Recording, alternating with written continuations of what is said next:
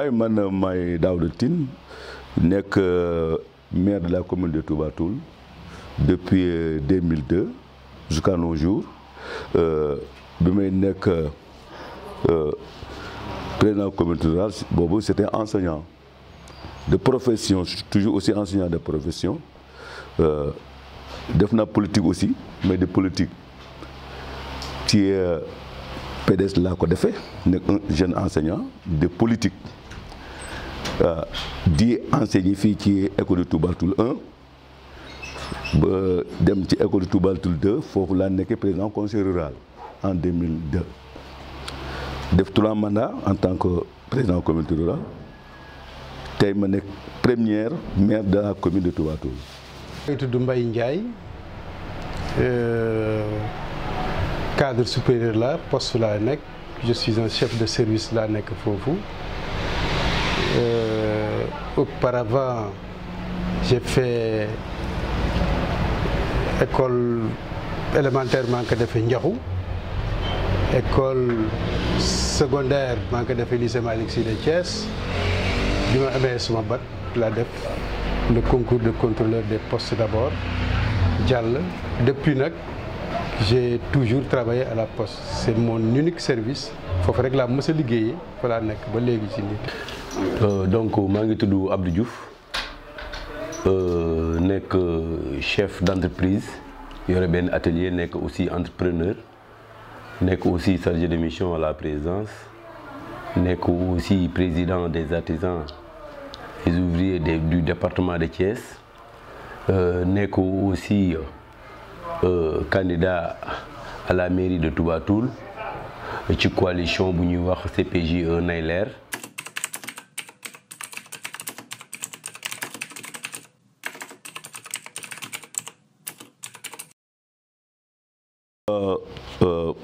Bi ma nekkee maire en 2014,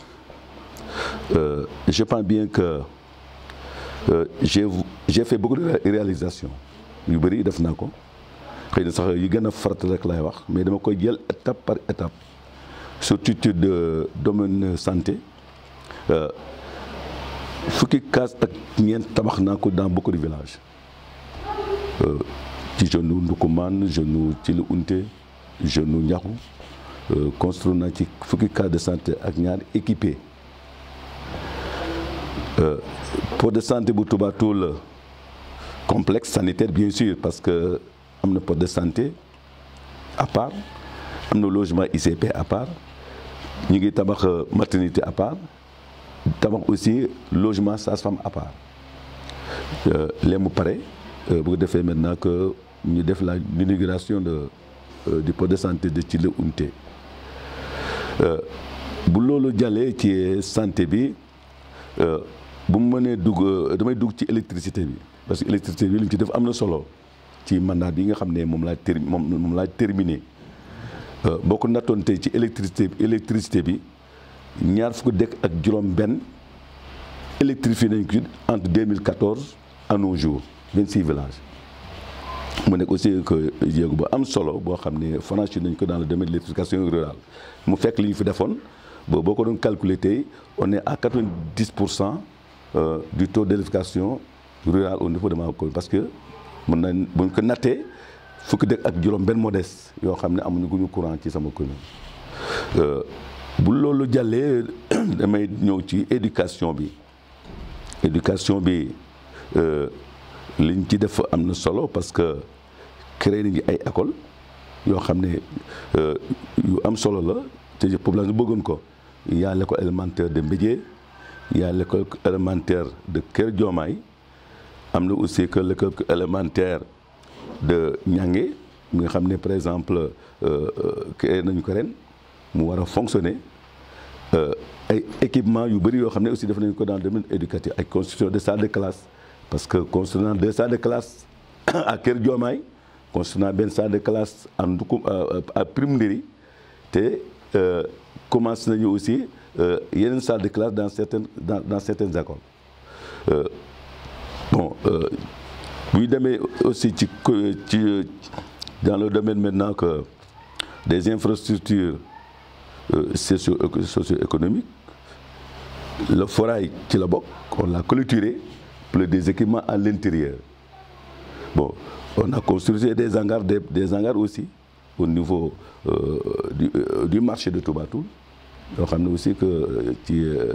mandat bi lañu ko def pour loolu jàlle aussi boo demee ci ndox mi tout récemment construit nañu benn forage pour mën a gën a accentuer wu ndox mi au niveau des villages ba ndox mi gën a am doole bon kenn dootut am problème mu ndox yaakaar na ne forage bi bon na ci 265 mètres. ñi ko war a équipé ils sont en route pour mettre ko ci réseau bi boo dee maintenant que ñi daa am problème mu ndox dootuñu ko am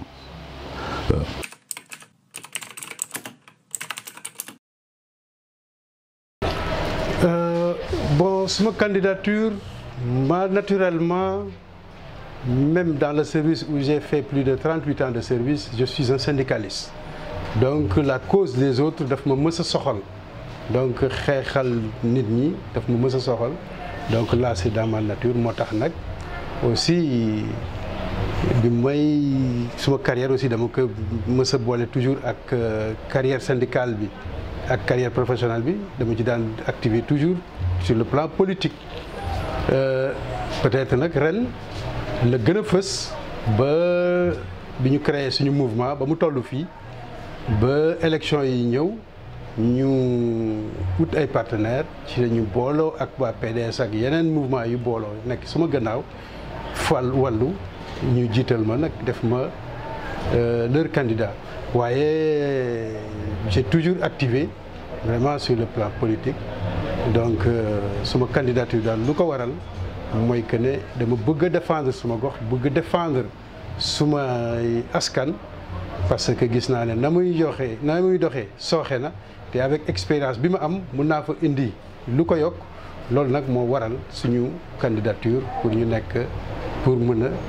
bu yàlla defee ñu jël mairie bi ñu mën koo soppi mën koo changer pour indiwaat fi leneen loo xamante ni daal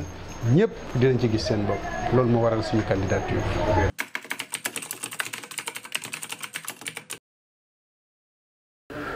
En fait li ma poussé c'est juste pour dugal sama loxo ci ni dëkk bi di doxee comme yàlla def na je fais la politique depuis 2014 depuis 2000 mën naa ne depuis 2000 avec le régime de Abdoulaye Wade mais c'était juste boobu dama nekkoon benn simple militant rek boo xam ne donc j'étais avec Abdoulaye Wade mais daaw ma def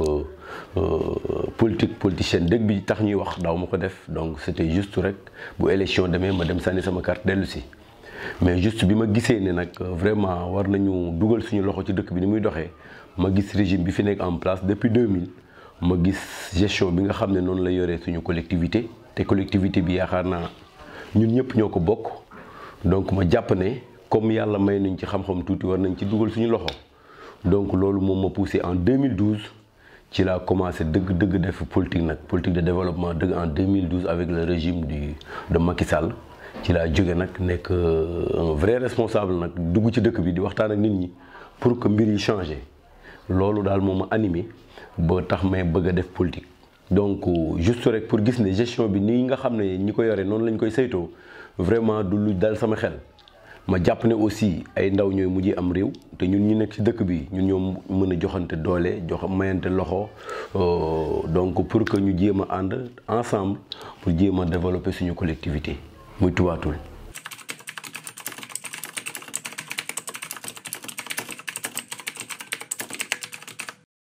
bon projet yi ma am bëri na parce que il faut que 16 villages yi des ma complété ko au niveau de la commune parce que tey boo demoon tey ci jeune ci la unte ñetti village moo fa des à électrifier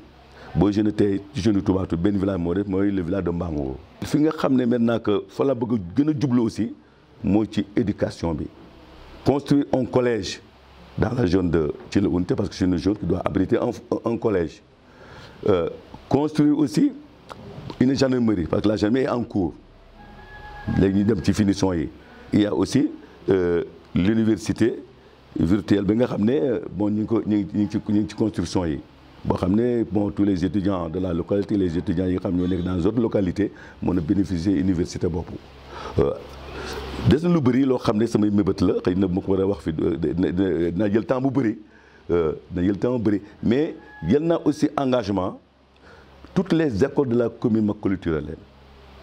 avec des blocs sanitaires à l'intérieur envisager aussi tous les gros villages de la commune fan fi nekk ma def fa case de santé j'ai envisagé aussi de faire un poste de santé à Kerlaman en face du lycée un poste de santé à Gadaxay fii toll nii maa ngi def benn poste de santé en Mbampana ba léegi mu pare waaw loolu aussi que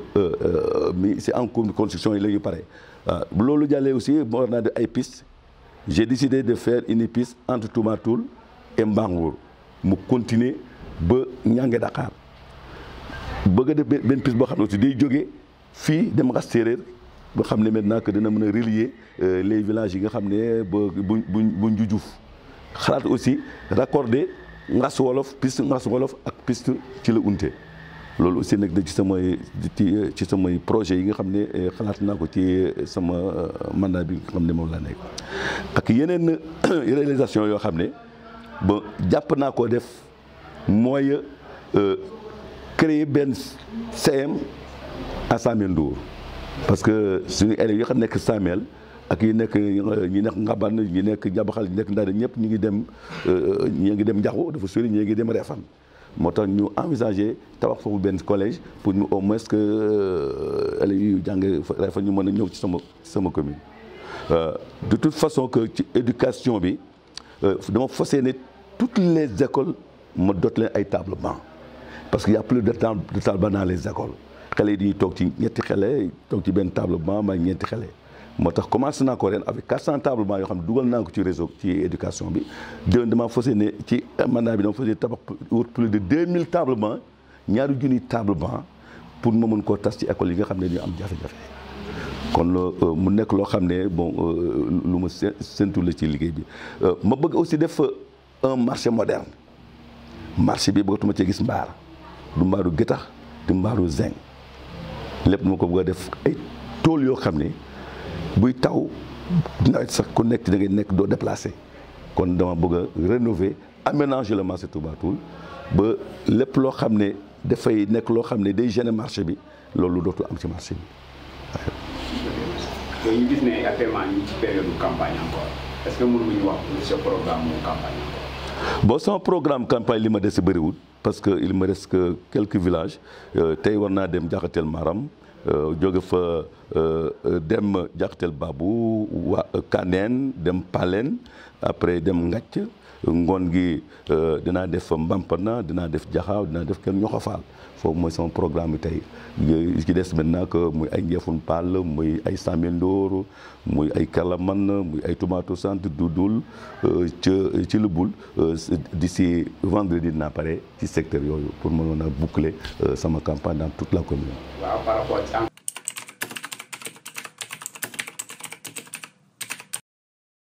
suma programme campagne mbaa dem que bind naa j'ai écrit programme campagne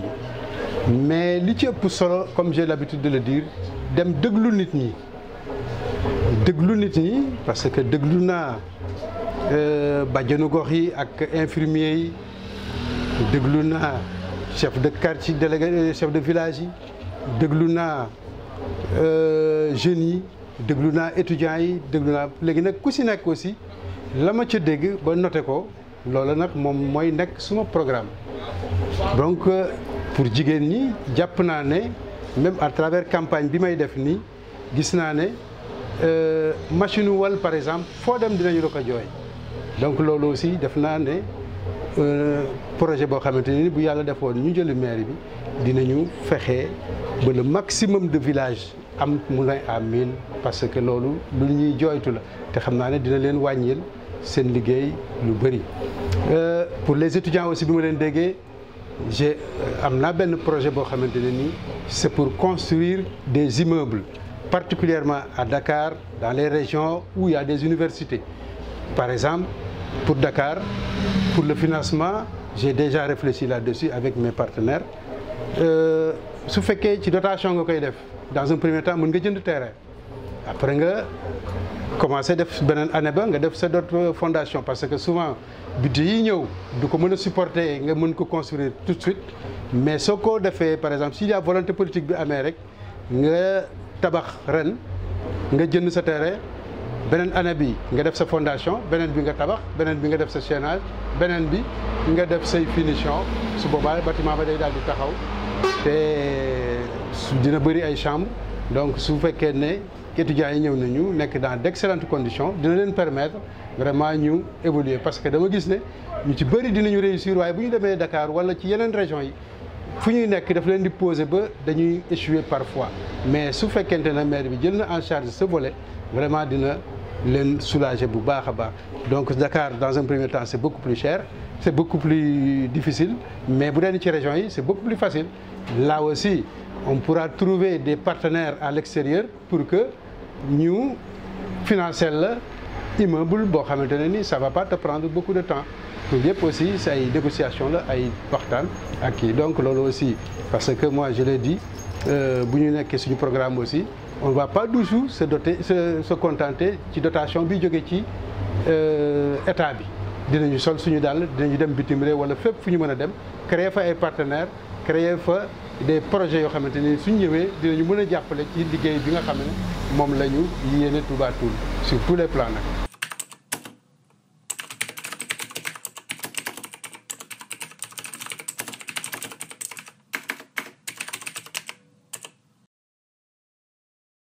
noo xam nga kooku man musuma ànd ak moom ci élection locale moom PDS la nekkoon avant muy ñëw APR dafa gagné élection 2014 yi moo tax mu rejoindre l'APR mais moom PDS la nekkoon donc li ma xam ne moom a metti woon ci moom mooy la façon dont il gère les deniers publics li nga xam ne ñun ñëpp ñoo ko bokk ni mu koy gérer moom a neexul mais man mënoon naa dund ba dee du ma def politique bi may def nii mais gis naa ne maa ngi ci dëkk bi li ma ci xam kenn xamu ko ci donc awma droit croiser les bras donc moom APR la nekk instant yi ñuy wax yow man maa ngi ñu ma Diop Sy moo ma cautionné parti CPJ nay leer parce que Macky Sall ci boppam Daouda la tànn en tant que maire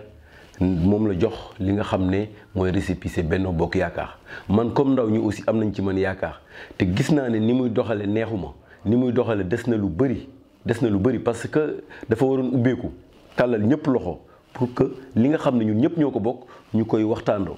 waxtaane donc di gis bu ñu waxtaanee xool li nga xam ne mooy xalaat yu rafet yi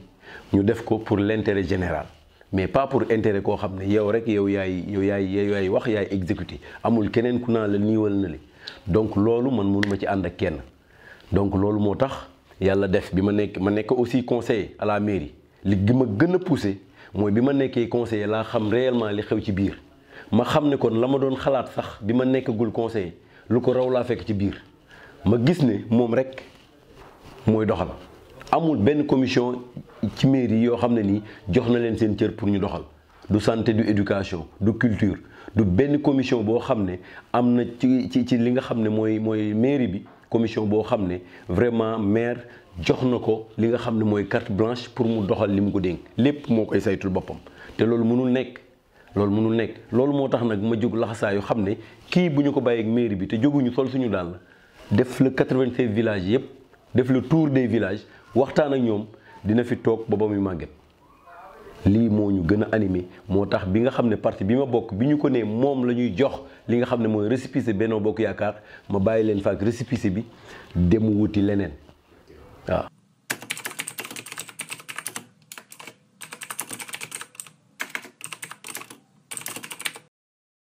campagne bi am ma ci benn jafe-jafe sincèrement dëkk boo dem vraiment que témoignage benn la accueil bi vraiment accueil bi am influence la surtout que dëkk yi nga xam ne sont électrifiés surtout loolu vraiment que accueil bu am solo bu ànd ak mbégte lañ may accueillir foofu ak dëkk yi nga xam ne certes la ñu fa bëggoon def nañ ci lu bëri dëkk yooyu aussi boo fa demee vraiment que ils nous ont bien accueillis de toute façon que nous avons aucun problème ci village yi dem yëpp bon vraiment que am na stabilité ci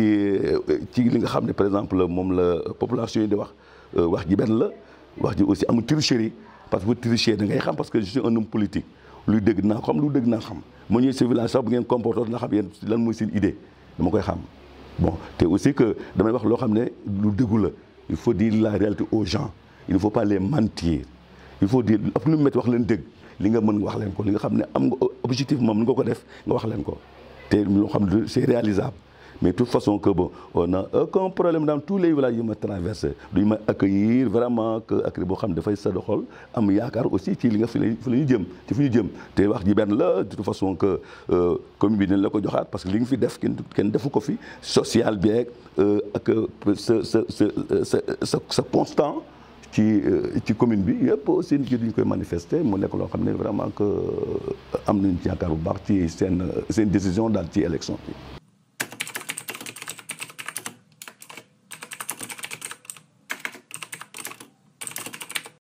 waaw campagne boo xam nga bu fekkee ne comme ñun nga xam ne yow tu es un fonctionnaire tu n'es pas amuloo fonction politique tu n'es qu'un simple fonctionnaire donc tey ressources day du demee noonu moo tax nag première difficulté bi mooy le problème mu finance parce que la campagne day laajte vraiment des moyens waaye su fekkente ne yow tu te contentes de ce que tu as day difficile mais on gère avec ce qu'on a quand même parce que aussi question d'organisation la ak aussi question de xam li nga bëgg waaye nag boo bëggee def loo xamante ne ni mënuloo ko loolu daf lay indi jafe-jafe donc laal moom vraiment problème finance bi moom lu difficile la suñu côté mais je sais que aussi les populations moom daal fu ñu ci dem dinañu déglu te daal suñu échange ak ñoom dina am solo donc li ko gën a faciliter aussi mooy xam naa la popularité bi nga xamante ne moo nekk ci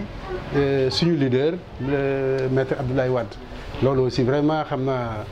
waroon na nekk lu ñu yombal la mbir mi parce que foo ne Abdoulaye Wade rek vraiment ñu ci bëri dañuy daal di fàttaliku démb léegi daal rallier sa cause waaye campagne bi moom à part ça vraiment on l'a mené dans des conditions plus ou moins acceptables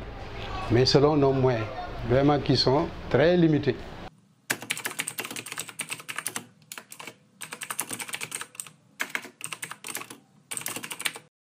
dafa am genre ça veut dire ñun Touba-Toul dañu bokkul ak yeneen dëkk yi parce que ñun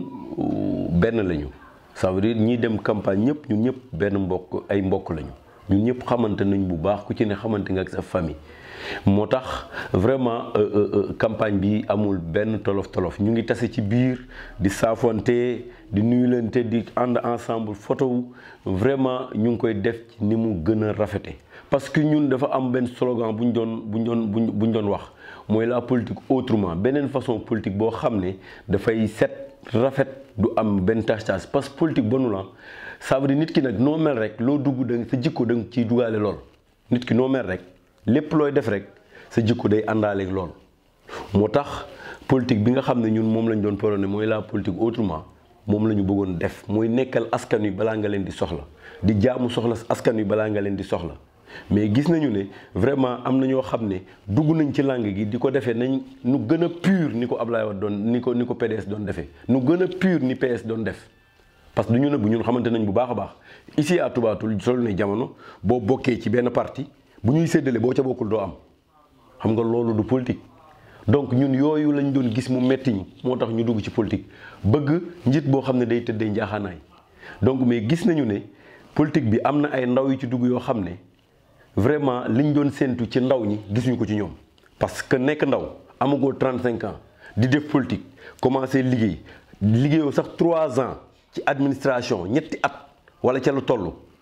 jël ay millions yu dul jeex di ko saaxee Touba-Toul lu musul am Touba-Toul ren am na ci politique bi lu musul am na dëkk boo dugal fa 200 000 kenn xamul fu ñu jëlee xaalis bi di yàq nit ñi di jënd di jënd nit ñi di yàq conscience u nit ñi yaakaar naa loolu li ma gën a metti ci politique bi loolu ci la bokk suñu marché hebdomadaire bi bu xele yu ndaw toppee marché bi yor seeni mallette di joxe xaalis nu mu leen neexee mais loolu c'est pour lan un seul fauteuil pour bëgg nekk benn maire man Abdou loolu vraiment bokk na ci li ma gën a métti ci campagne bi. li ma ci gën a métti aussi benn incident lañ ci am muy gox yu bees bi nga xam ne moo nekk Kër Thiaf ca kaw man dugg naa fa di def sama caravane pour yégle sama meeting le lundi ñoom ñu war a xëy ñëw Kër Lamane fi ma dëkk le dimanche si je ne me trompe pas samedi laa fa dugg ñoom ñu war a ñëw Kër Lamane le dimanche ma dugg fa samedi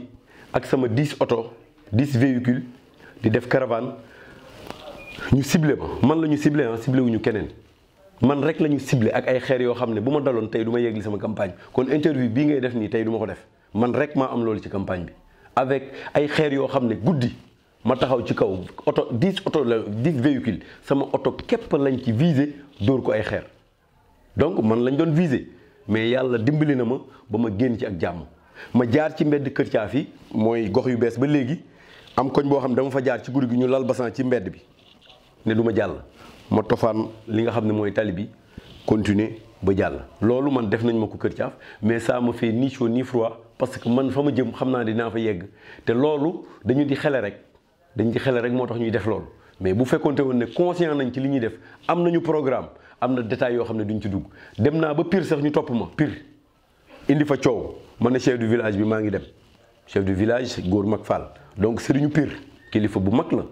Pirum Ndëri donc ma ne ko dinaa leen fi bàyyi nañu meeting ba midi ba 1h du matin ba minuit bu ma ñëwee moo wooyee waa Pire dinañ génn dinañ ma fekk ci penc bi ma waxtaan ak moom man coow taxumaa jóg kon loolu am na ci élection yi loo xam ne vraiment c'est déplorable ci loo xam ne ñun ñëpp benn lañu ñun ñëpp ñooy foo ak ree le 23 day jàll ñu ànd di demandoo ay ceet ay ngénteeg lépp loolu daal bokk na ci li ma gën a métti ci campagne bi waxuma dara li ci des mooy bi ñu waree ñëw Kër Lamane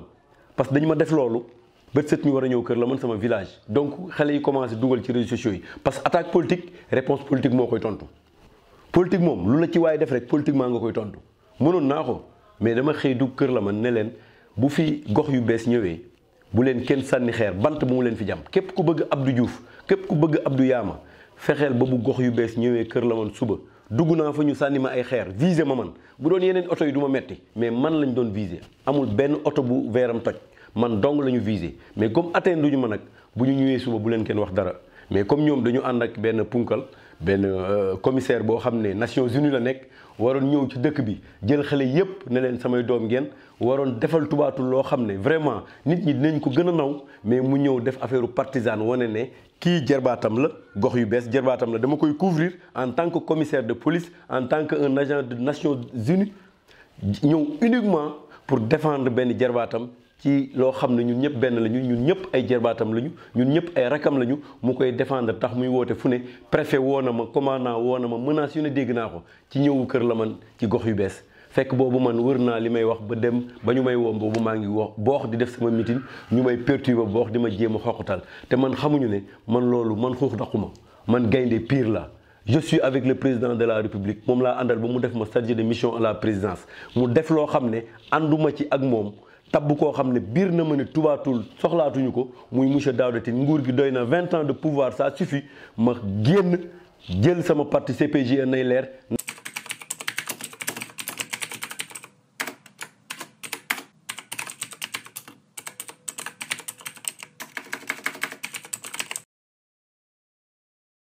parce que ñooñu dañoo am gis-gis dañu xam ne boo xoolee que jongante yi xam nañu ne espoir bi fii la parce que dama am programme yëgali nag boo ko amee dans tous les secteurs kooku day neex a expliquer parce que am na fu ma commencé am na fu ma yem bon te fu ma yem yëgali ko dafay yomb wax naa courant bi fii wax naa ndox mi wax naa éducation bi wax naa santé bi lépp lu ci nekk rek am na foo xam naa fu ma ci yem ak fu may commencé pour mu yegg bon boo gisee aussi cadre yi ñëw dañoo xam ne sama programme c'est visible fu ma jëm xam nañu ko te bu ñu ma accompagner yaakaar naa ne dinaa atteindre sama objectif moo tax ñoom vraiment que ñu approché ma jàppale ma bu ëllëgee ba ñoom itam boo fi jógee sax ñu mën a jël la relève des choses c'est très important parce que quoi qu'on dise c'est la période que les jeunes m'approchent pour ñu jàngut war a jàng ci man ñi nga xam ne par exemple xamuñu politique ñu ànd ak man xam discours yi may tenir ba ñu mën a am demee ñu mën a tenir les mêmes discours yi nga xam ne dañu ko gën bon mën sax ñu yokk loo gën a baax sama discours mais de toute façon que dina tax ñu am formation politique boo xam ne dafay am des solides mais de toute façon que je suis très content de ces cadres de ces jeunes là ces jeunes intellectuels qui m'accompagnent te dofuñu ko c'est parce que am na lu tax ñu ànd ak man ils ont vu les réalisations que j'ai fait dans toute la commune fu ma dem fu nekk gis nañu li population yi wax yaa fi def lii yaa fi def lii am ñoo xam ne xamuñu woon sax def naa lu bëri ci commune bi parce que daa mu ko wax mais nag terrain bi dafa leen a woon ñu gis lu bëri dëkk bu ma dem loo xam ne population yi ko waxal seen bopp xëy na nag on peut pas tout faire parce que même les présidents yi nga xam ñooy yore réew yi mën ñoo def lépp dans le pays c'est la même chose avec les maires am na foo xam ne il faut que du mat waaw mais nag lu dul mat nga jëm ko matali loolu aussi je pense bien que c'est notre programme. Là aussi je pense que boobu jëlee démographie bi Touba Toul population am na soyo am na dayo trop parce que nous sommes 96 villages boo ko comparé par exemple ak Ngoundiane 15 villages la Ndiène Sirakh matuñu 30 villages ñun nous sommes 96 villages donc population boobu atu la boo xamante ne ni vraiment bu ñu boolee doole yi vraiment mën nañu rapporter beaucoup de choses. Il y a aussi le marché hebdomadaire de Touba Toul boo xamante ne nii tey jii ñëpp gis nañu ne am na benn niveau pas non seulement national mais international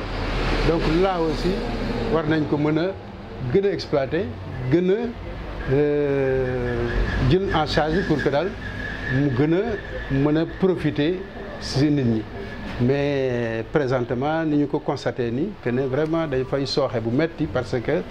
xam naa commerçants yi ak acteurs yi nañ leen war a jàppale ba ñu mën cee génn dafa des lu bëree bëri.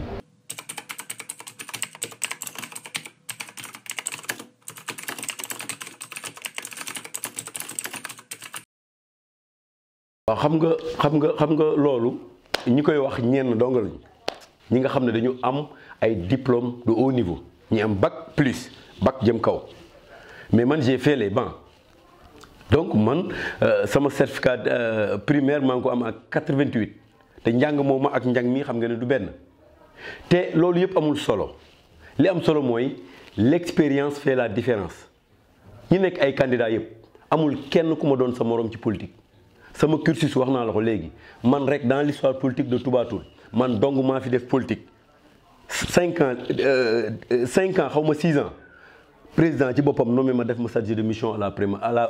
la prémature boole ma ak Boun Abdallah Dionne ma nekk chargé de mission à la prémature loolu amul dans l'histoire politique de Touba Toul te pourtant am nay intellectuels ay mag yu doon def ay politique ay professeurs rek lu ne donc politique du loolu la politique c'est l'art de gérer la cité naka la ñuy def ba cité bi ñu mu mucc ayib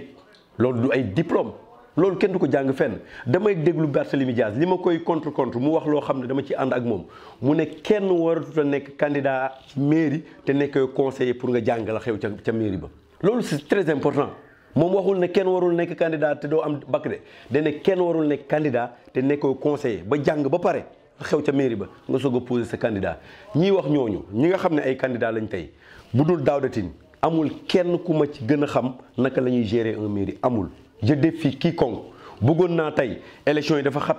métti bokk na ci li ma métti mooy ni ñu amul plateau ñun ñi nga xam ne ñoo nekk ay candidats ñu laaj ñu ci Touba Toul ñu laaj ñu kenn ku ci ne vision bi nga am ci Touba Toul kenn ku ci ne lan moo la animé ba nga dugg ci politique ku ci ne wax bu ñu waxee rek wax feeñ bokkuma ak ñoom sax ni ñuy politique bokkuñu parce que slogan bi ñu yor mooy koo xam ne njàngam soriwul dañ naa sax jàngul. te pourtant j'ai fait les bancs man jàng naa arabe jàng naa alxuraan sama benn copain bu dëkk comment dirais-je Néewraan candidat la muy Daouda mën naa ko tudd dafa ñëw fii toog ñuy waxtaan pour ànd fusionner mu ne ma li gars yi wax amul xëy na tey mu ngi koy waxaat moom mais moo toog fii ne ma maire yi gën a compétent ci zone bi mu doon def parce que moom développement local lay def zone bi mu nekkoon au sud maire yi gën a compétent yëpp jànguñu. wax na ma ko mairie yi def ay résultats yëpp ñu ci bëri jànguñu boo demee Talla Diagne jàngul arabe jàngul français te Daouda Tine ci ginnaawam lay topp mu ngi may dégg Talla Diagne jàngul arabe jàngul français te dafa compétent mu ngi def lu mu mën cene ba te monsieur le maire bii ci ginnaawam lay topp. kon dafa am yoo xam ne waxu daanu ci charrette la parce que xam naa ne benn mot boobu la ñu mën a wax loolu rek la ñu am ci Abdou Yamou mooy njàngam soriwul. J'accepte parce que man dama koy wax man je suis pas complexe man du ma complexé mais lu ñu wax ci tubaab mën naa ko lu ñu bind ci tubaab mën naa ko lu ma ci bëgg a def mën naa ko def où est le problème la langue mu ngi ko mook olof ñoo yem complexé baaxul ñoo ñuy wax loolu tey tojuñu fenn amul dara lu ñuy doon Sénégal li ñu gën a tardeel tubaatul mooy selon disons les intellectuels defuñu dara tubaatul waxuñu fi lenn waxuñu ko fi li fi am mbarikas néew les ressortissants yi nga xam ne ñoo nekk bitim réew ñoom ñoo ko fi def man tey ñii taxaw di wax mën naa teg loo xam ne baaram la loo xam ne mën maa ko lijjanti ba mu ñëw fi fexe naa ba bi ngeen di jàng c'était en 2005 2006 fexe naa ba CM bi bibliothèque ba fa njëkk a nekk man maa ko fa def man ak Sayer Ba collecté livre def lépp booba ñoom fan la ñu nekkoon poste bii doon tàkk tey chaque marché hebdomadaire poste bi da doon tàkk jëpp jamonoy nawet ñëpp di daw man maa dox ak sama tànk di wax ci rajo yi di yuuxu di wax ba poste bi ñu changé ko def ko poste mobile booba la gëj a tàkk ay actes yoo xam ne mën naa la ci wax du benn du ñaar du ñett du ñeent yoo xam ne def naa ko pour l'intérêt de Toubatoul te ñoom ñiy wax loolu amul kenn ku la ci mën a poser benn acte loolu acte politique ne def naa ko ci développement Toubatoul tey élèves étudiants yi man dong la ñu mës a tuddee journée d'intégration bi nga xam ne c'était à l'université Cheikh Anta Diop koo xam ne bokkul ci seen secteur deful université ñu tuddee ko journée d'intégration bi à l'université Cheikh Anta Diop ma jóge fii ànd ak samay jeunes ñu dem parrainer leen ma def discours boo xam ne ñoom ñëpp xam nañ ne discours bi ma def discours bu extraordinaire la kon donc bu fekkente ne ñoom loolu la ñu am lu ñuy wax dama leen di bàyyi ñuy wax loolu mais loolu mënul tee bu ñu demee ci élection yi bu soobee yàlla dinaa leen gañ ñoom ñëpp.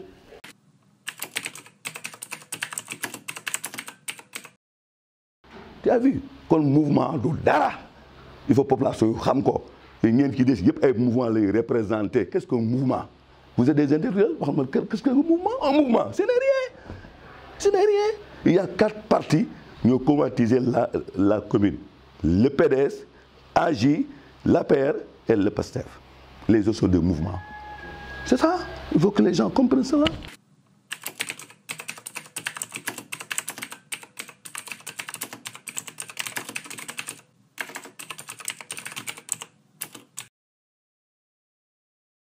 Bon, là aussi,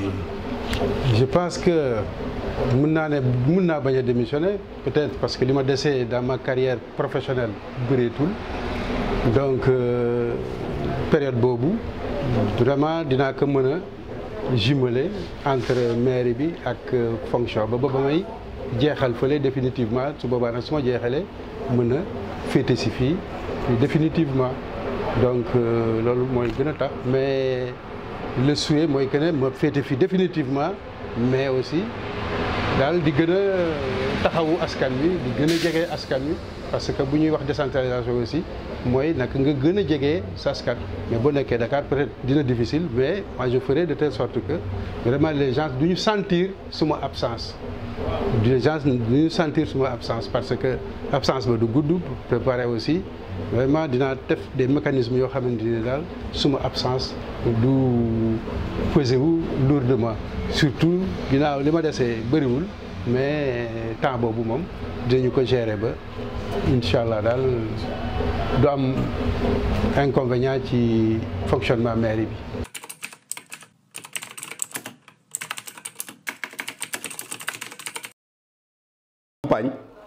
campagne bi man awma jot bi man dama xam li xew ci mairie bi j'ai le budget depuis 2014 ba léegi budget bu ñu voté mu ngi ak man mu ngi sama oto man damay expliquer nit ñi li xew Toubatoul li xew ci commune bi gérer bi nga xam ne noonu la ko maire di gérer d'une façon très nébuleuse kenn xamul li xew man sama campagne damay teg samay programme ñoom ñooy campagne Abdou parce que man maay seen problème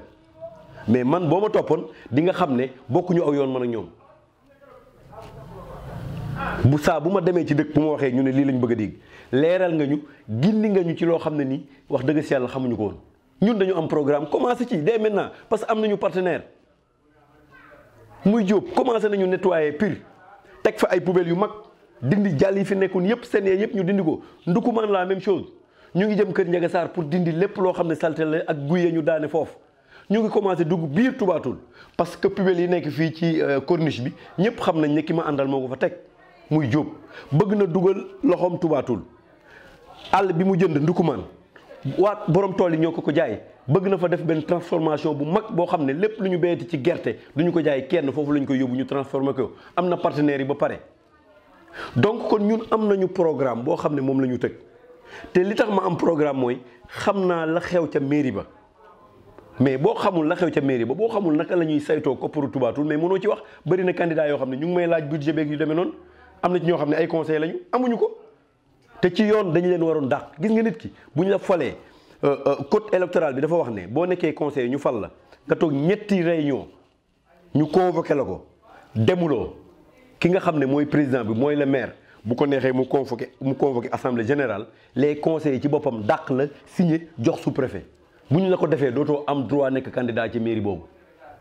kon nit ki lépp looy def na la ñor ñun tontuwante du ñu amul kenn ku ñuy tontu parce que ñun li ñuy wax benn critère la mooy Abdou am njàngam soriwul foofu la ñuy yem man nag du ma leen tontu ci lool man sama programme laa yor dëkk bu ma dem ne leen lii mooy sama programme te programme bi may teg yëpp mën naa ko bu ma yàlla defee maire. bu may lancé la voie Touba Toul ñun ñooy le meilleur candidat ñun ñooy le meilleur candidat bi nga xam ne li Touba Toul bëgg ñun ñoo ko mën jëm ci courant bi jëm ci tëli yi jëm ci ndox mi jëm ci infrastructure socio-économique yi dem ci lépp loo xam ne population duñu koy bëgg ci fa ñu nekk ñun ñoo le meilleur candidat te je pense bien que les mouvements ne peuvent rien faire dans cette commune. Les partis maintenant, les autres partis, vous les connaissez mieux que moi. Le PDS, c'était un ancien militant du PDS. Vous avez vu le PASTEF, vous l'avez vu. Il y a le AG de Croix, il est là. Hein? Tu l'as vu. Bon, je pense bien que ces partis-là ne peuvent pas me gagner dans cette commune. C'est pas humain. Je dis les mouvements. Quel mouvement commune? Un mouvement, commune. C'est pas possible. La population d'Offignon, les électeurs aussi d'Offignon. Tu as vu? Et les partis d'opposition reconnus ne peuvent pas me gagner dans cette commune. C'est pas possible. L'AJ, le PDS, le PASTEF sont des partis reconnus. Mais les autres sont des mouvements. Mais ces mouvements-là, qu'est-ce qu'un mouvement? Un mouvement, ce n'est rien.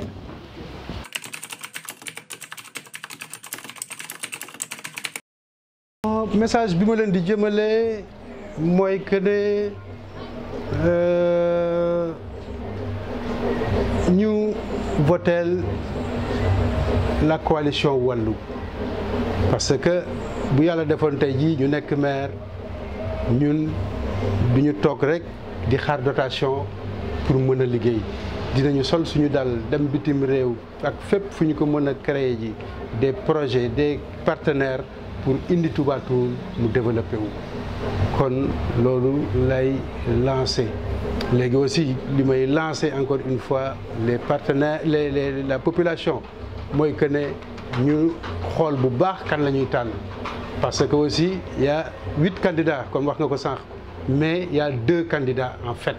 il y a le camp de l'opposition et le camp du pouvoir le camp du pouvoir ñëpp gis nañu Macky na mu yoree réew mi dara baxatul entreprise yu mag ñu ngi tëj tey jii entreprise yu mag ñu ngi jànkonteeg ay jafe-jafe lépp a cher xale yi amatuñu liggéey vraiment Sénégal sur le plan démocratique aussi dañu daan estimer à l'extérieur mais tey jii nous sommes la risée dans le monde kon loolu yëpp rek war naa mën a tax ce n'est pas pour rien que Serigne Mountakha barki dem rek mu génn benn lettre wax ci ne kuy dooleel borom ñaari tur yi parce que ci gouvernance Macky Sall la kuy dooleel borom ñaari tur yi ku ko dooleel tooñ nga yàlla tooñ nga yonent bi parce que loolu bokkul ci suñu aada bokkul ci suñu diine kon loolee message la bu fort boo xamante ni boo ko jàngatee am na lu mu tekki mooy que ne bu ñu voteel Macky Sall ci élection locale yii di ñëw parce que boo ko defee da nga koy dooleel te bu amee doole bi mën na créer mbiri borom ñaari tur yi dooleel leen ba loo xamante ne nii xamul Sénégal boo ko dooleelee aussi mën na taxaw ëllëg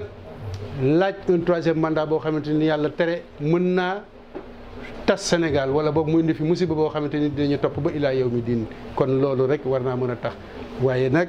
ñoom aussi fi mu nekk nii état dañu am doole xam nañu ne aussi nit ñi àndatuñoo ak ñoom waaye dañoo créer nag ay satellite ay ay candidats yoo xamante ni dañuy yore beneen mbubb waaye sa biir Macky rek moo leen financé ak ay nitam jox leen nag xaalis bu bëree bëri ñu dem ci jigéen ñi bu ñu demee ci jigéen ñi nag defal leen ay GIE defal leen ay xaalis jox leen ay xaalis bu dul jeex pour que ñu voté leen le 23 ñu dajalewaat lépp jox ko Macky Sall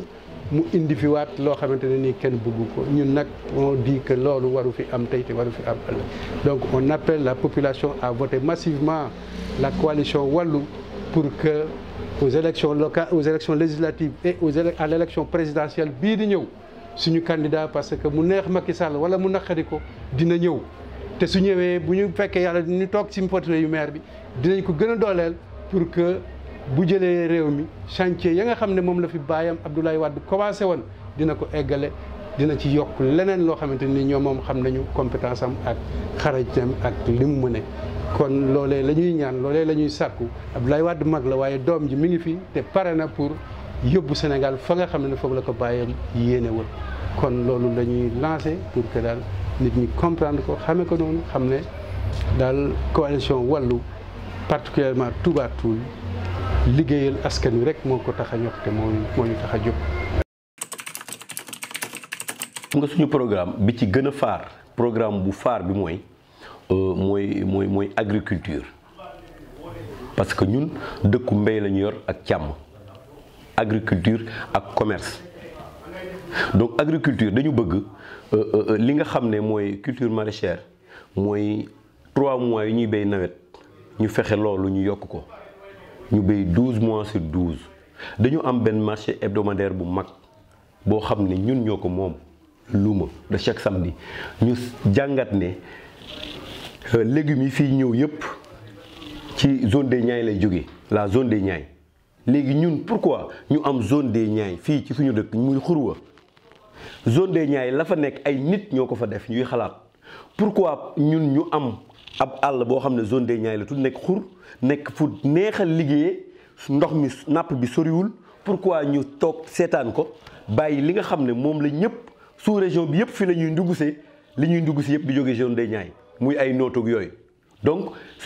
suñu programme phare bi nga xam ne moom la ñu njëkk a visé mooy bu ñu yàlla joxee li nga xam ne mooy mairie bi dinañu fexe xur wi nga xam ne moom la ñu am ñu exploité ko ba d'ici 5 ans balaa ñuy demaat élection incha allahu rabbi ñu commencé di jënd ci li nga xam ne mooy meññeefu Touba Toul donc bu boobaa ñi koy def waa Touba Toul la ñuy nekk doomu Touba Toul la ñu nekk jigéen ñu koy jaay dootuñu jël camion di dem zone des Niayes donc loolu bokk na ci suñu programme beneen bi ci des muy marché bi comme ni ma la ko waxee bëgg nañ ko moderniser parce que Touba Toul dëkku ville la donc dëkk bu mag la ku ne dafiy ñëw mais marché bi ni mu mel depuis jamono yi Maam Cheikh Anta ba léegi noonu la mel te jamono jooja ak jamono ji bokkul donc loolu war nañ ko moderniser xool naka la ñuy def ba recettes yi nga xam ne moo war a génn ci marché bi di fa génn loolu nag ay spécialistes ngay jël yoo xam ne seen xam-xam màcc na ci wàllu marché parce que nit kenn mënta xam lépp ku ne ak la nga xam bëgg nañu aussi loolu donc bëgg nañ ko def bu soobee yàlla bu ñu yàlla defee maire dinañu wuuti ñoo xam ne seen xam-xam màcc na ci wàllu marché ñu xool naka la ñuy def ba moderniser suñu marché bi ba ressources yi ciy génn mu mën a jëriñaat askan wi beneen bi ci des muy éducation dafa am solo parce que yow xam nga ne man éducation daf ma ñor wax naa la bibliothèque boo xam ne man maa ko fi njëkk a implanté fii ci CM bi ci lycée bu CM bu Touba Toul wax naa la ne la jeunes yi saa bu ñuy def journée d'excellence ci seen quartier yi parce que léegi dëkk yëpp dañoo am association élèves étudiants ressortissants de Kër Lamane wala Kër Thiaf Ndondol Ndukumaan Kër Ibra Gueye amul kenn kuy def koo xam ne balaa ngay def doo ñëw ci man lu ci ëpp man lañ koy parrainer parce que man njàng mi daf ma intéressé dañuy wër ba sonn du ñu am parrain avant élection yi laa wax pour wan la ne nit ñi balaa ñuy def programme balaa ñuy wax ak nit ñi élection daa jot man depuis 2012 laa commencé parrainer des journées d'excellence di ñaax xale yi pour ñu jàng parce que xam naa ne jàng moo yor am réew lu dul jàng moo ko gën comme ñun mooy parce que je suis le mieux placé pour wax ko parce que tey ñi may jàmbaaramu tuuma ñëpp foofu lañ may jàmbaaramu tuuma parce que dama teel a bàyyi jàng mais bu ma bàyyiwuloon jàng yaakaar naa leneen la ñuy waxati mais nag chaque jour dañ naa bu dul woon nangam Abdou mii de bu dul woon nag ni mu teel a bay jàng loolu mënul ñàkk ci doomu aadama moo tax maa ngi ciy sant yàlla moo tax nag man ma jóg sama daal ma jóg sol sama daal nekk ambassadeur ñi nga xam ne dañoo jàngul sax laay wax fexe ñi jàng ñu jéem a continuer ci njàng mi pour jéem a nekk ay excellence pour jéem a am bépp diplôme bu ñu war a am ci njàng mi ñu jéem ko am kon loolu man la gën a ñor.